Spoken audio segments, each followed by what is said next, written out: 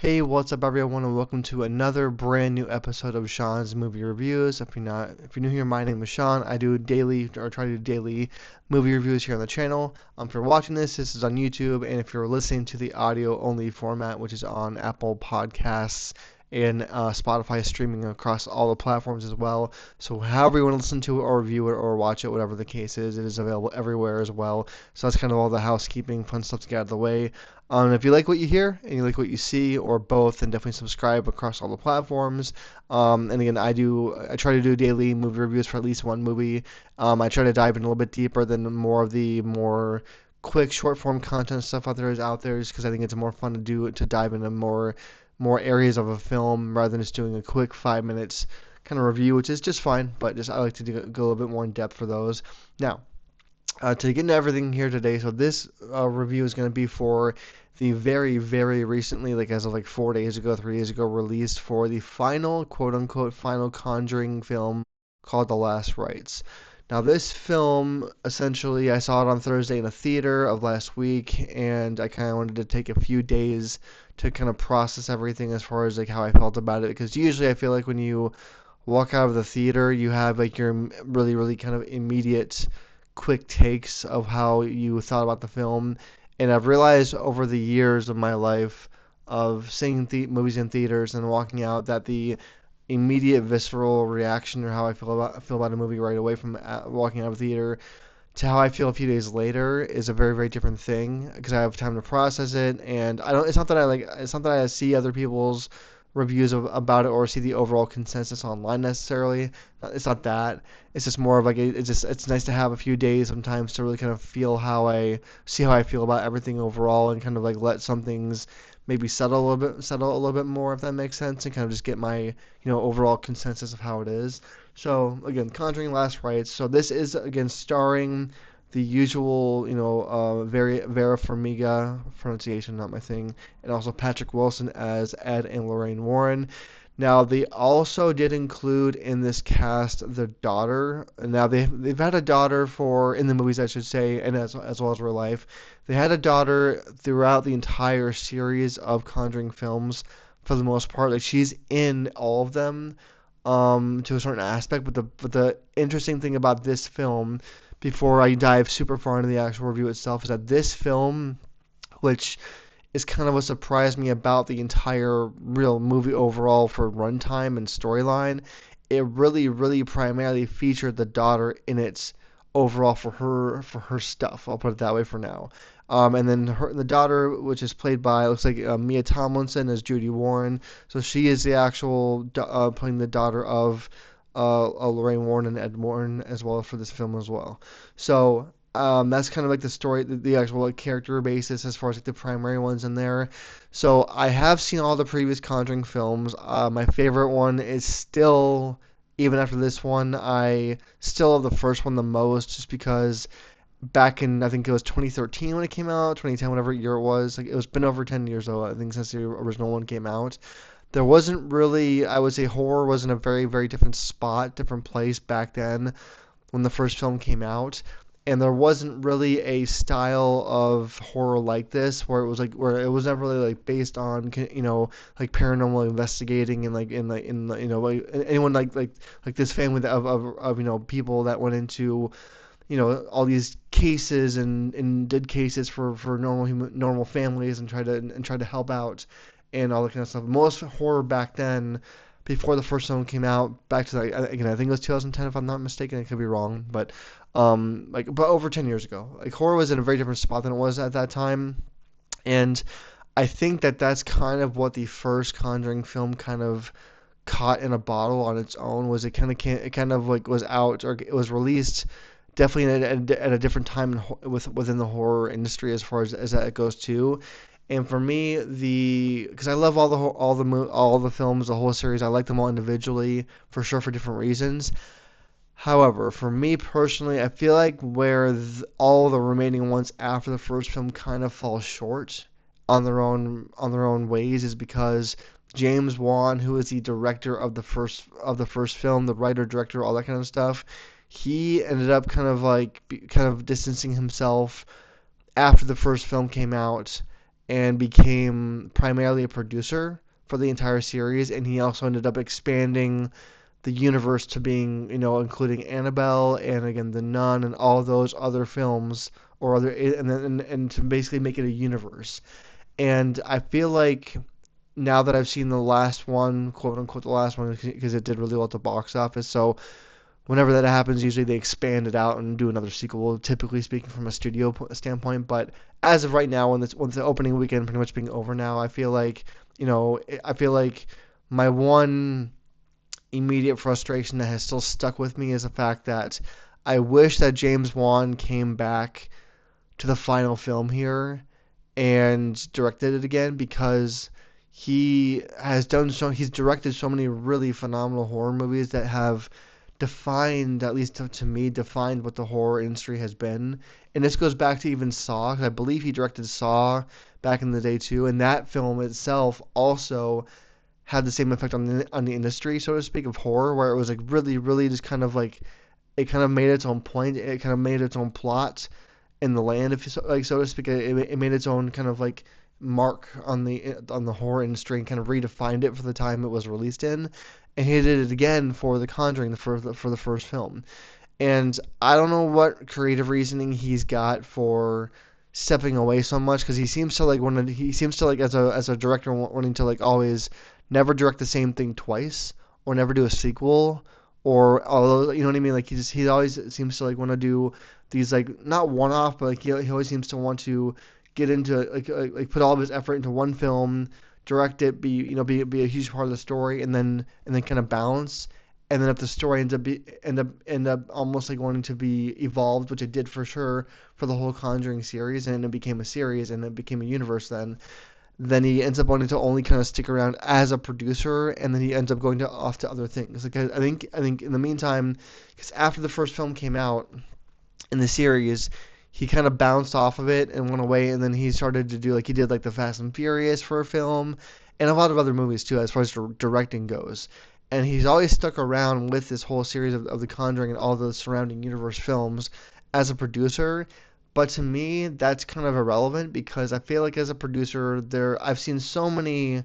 I feel like I've seen so many great possible sequels be just kind of released to a mediocre review, because the original directors didn't come back to kind of make sure that the quality was like the quality of the first film was still around. And the best example I can think about this right now off my head, on the top of my head, is the fact that, and this is not for horror, but just in general for movies. But like, if you go back to the first John Wick film, which is with Keanu Reeves and Chad Stahelski as the director and the writer of the story, they worked so well together, and they made the story so well together that Chad Stahelski stayed on as director for the entire remaining 2 and 3 and 4 for John Wick films, because he felt, and he said this in almost every interview for every movie throughout the series of John Wick, even though its action still applies the same way to me, but he kind of stuck around on purpose, because he did not want the whole John Wick series to become diluted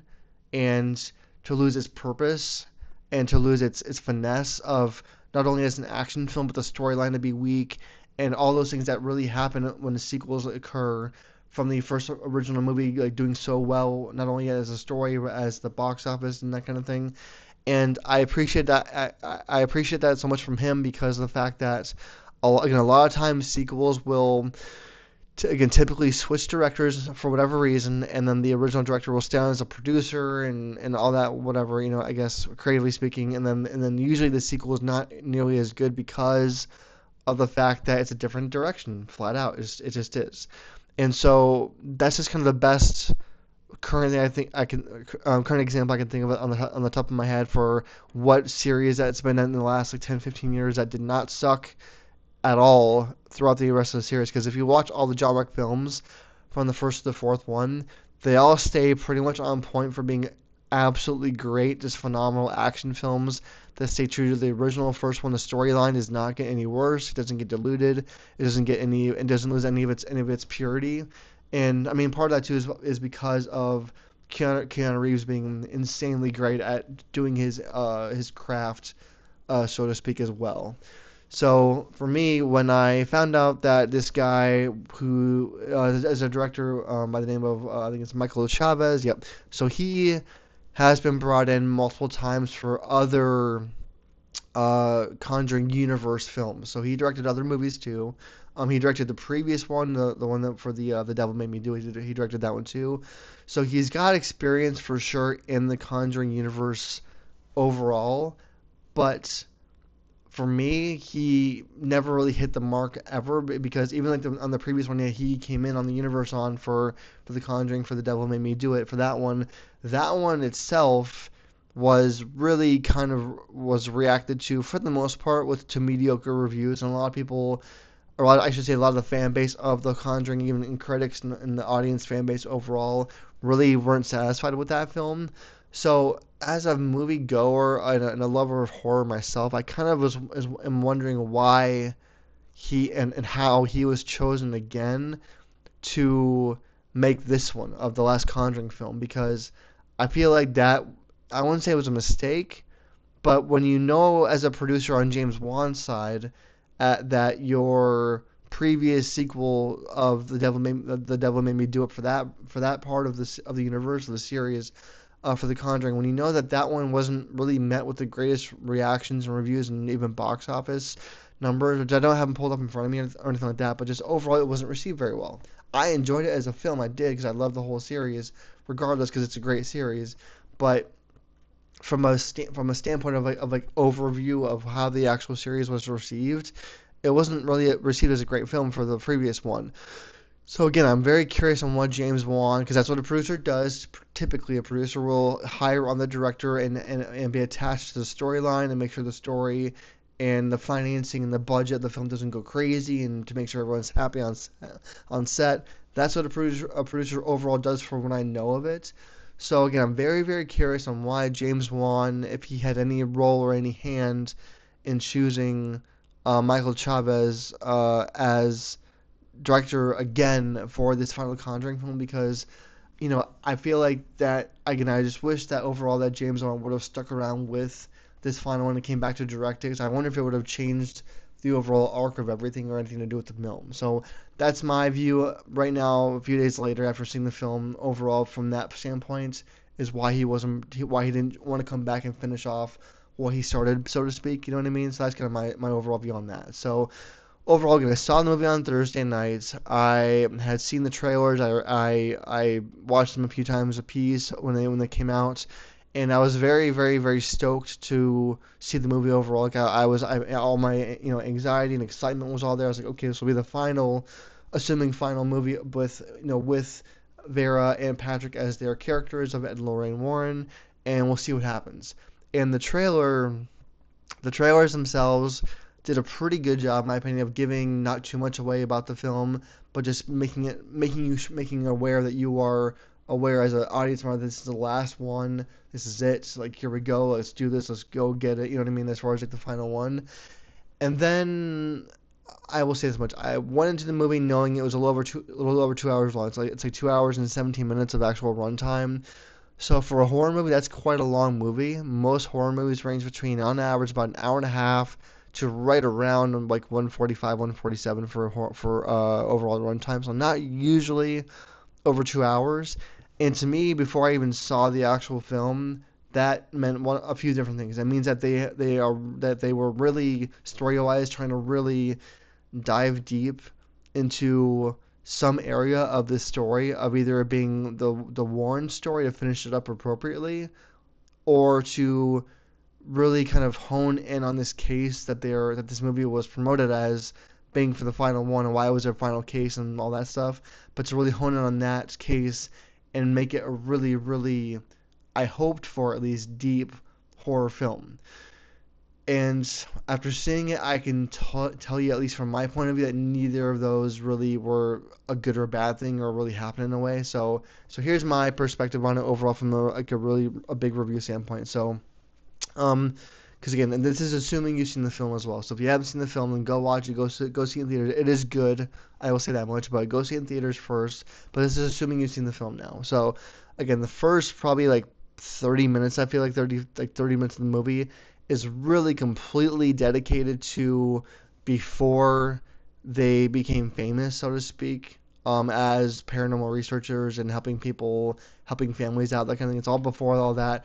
And I did see interviews or read interviews with certain outlets saying that they initially wanted to like de-age Patrick and Vera for their characters to make it look like they were, younger and have it not be them necessarily, but they did, it looks like they did find other people to play them at a young age. And the whole movie starts off, I think it's 1968 is the year they had on the screen when I saw it in theaters. And basically it was basically when Lorraine was pregnant with their daughter. All right, she was in the first like 20 minutes of the film. She's pregnant, and it shows them going into, their first case essentially, and all that kind of stuff. So the movie definitely does start off with a very very dark theme. They don't explain much of what's happening. Like they have like a birth scene for her. And they show how her being born, like her daughter being, like the daughter being born. They show all that for the most part, and they definitely show like an entity in there too. And then it jumps ahead to where they are now, or I should say not now, but where they were at the beginning of the end, so to speak. And when their daughter is, they don't tell her they don't say what age she's at in the film at all. Like they don't go that far into it as far as like storyline wise, but they do show her like where she has a boyfriend and he's very much in the movie. As a primary character too, as well, and they do go through all that in the process too, but that kind of brings me to the entire idea and purpose that I feel like personally that the movie with a 2 hour and like 17-minute runtime, that it definitely in my opinion it went way too far for too long into the story of her daughter, and how Lorraine as a mother handled it or didn't handle it, so to speak.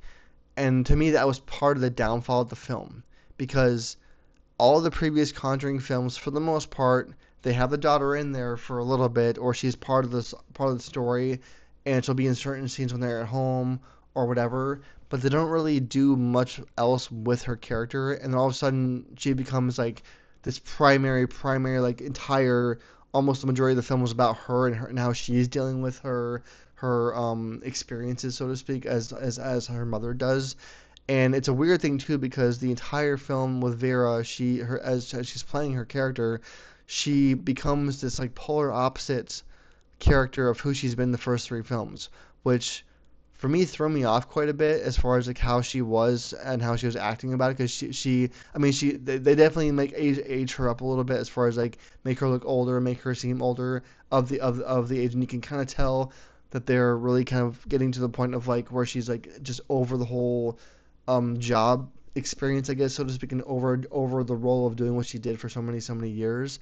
And like they don't really even get into the case itself for probably almost, it feels like an hour and a half into the film. And because again the primary, or at least to me, like the primary, um a large portion of the film is all based off of the daughter, and then how she's experiencing things herself, and how she was born, and then how she was raised a little bit, and just again her experiences as a child with all this stuff and all those things.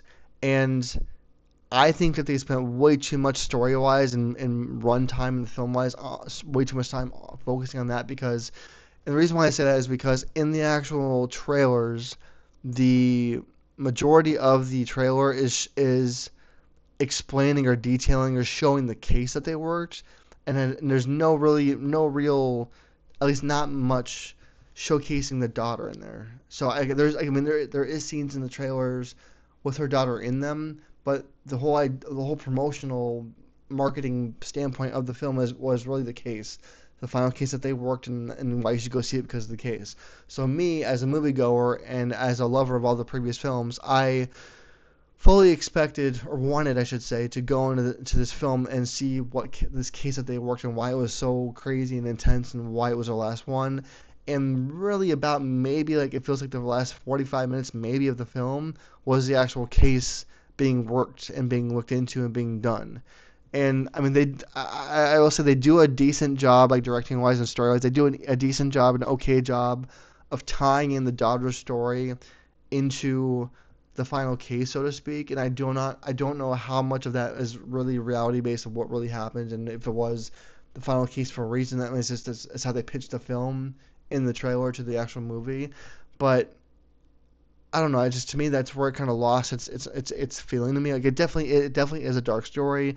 There's plenty of jump scares in it that got me a few times too. Like, so it's good overall for a horror movie.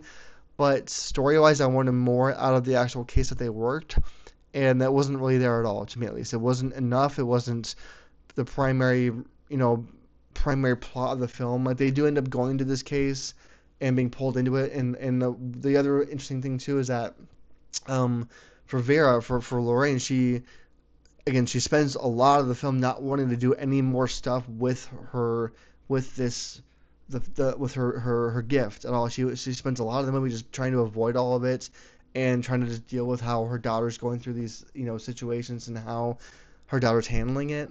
But herself, she seems to like want to avoid everything the entire movie until she can't anymore.